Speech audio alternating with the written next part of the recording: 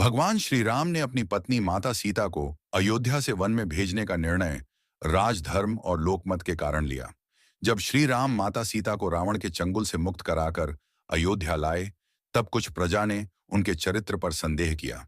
यद्यपि माता सीता ने अपनी पवित्रता सिद्ध करने के लिए अग्नि परीक्षा दी और उसमें सफल रहीं, फिर भी एक धोबी रजक ने श्री राम के सामने यह कहकर प्रश्न उठाया कि एक राजा की पत्नी को शंका से परे होना चाहिए।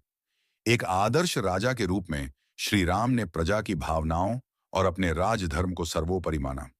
हालांकि श्री राम माता सीता से अत्यंत प्रेम करते थे, लेकिन एक न्यायप्रिय और मर्यादा पुरुषोत्तम राजा के रूप में उन्होंने अपने व्यक्तिगत सुख से ऊपर प्रजा की भावनाओं को रखा।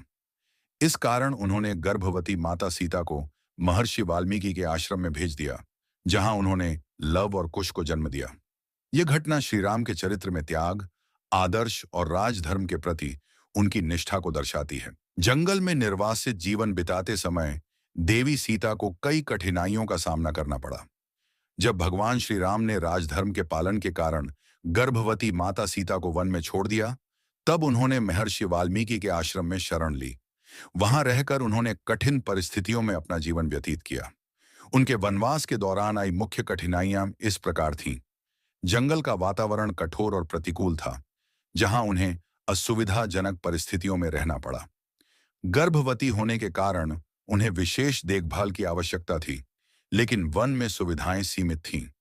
श्री राम से अलग होने का दुहक माता सीता के लिए सबसे बड़ा मानसिक आघात था।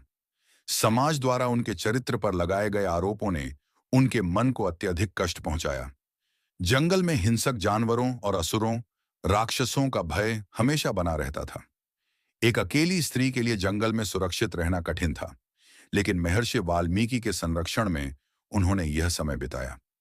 जंगल में भोजन और आवश्यक वस्तुओं की व्यवस्था कठिन थी। एक साधारण जीवन जीते हुए उन्होंने अपनी दैनिक आवश्यकताओं को पूरा किया। माता सीता ने जंगल में रहते हुए लव और कुश का जन्म दिया और उन्हें कठिन परिस्थितियों में ही पालन पोषण किया। उन्होंने अपने पुत्रों को धर्म, शौर्य और आदर्शों की शिक्षा दी, ताकि वे योग्य और धर्मपरायण बने। माता सीता ने इन सभी कठिनाइयों का सामना धैर्य, साहस और आत्मबल के साथ किया। उनकी तपस्या, त्याग और सहनशीलता आज भी नारी शक्ति और आदर्श नारीत्व का प्रतीक मानी जाती है।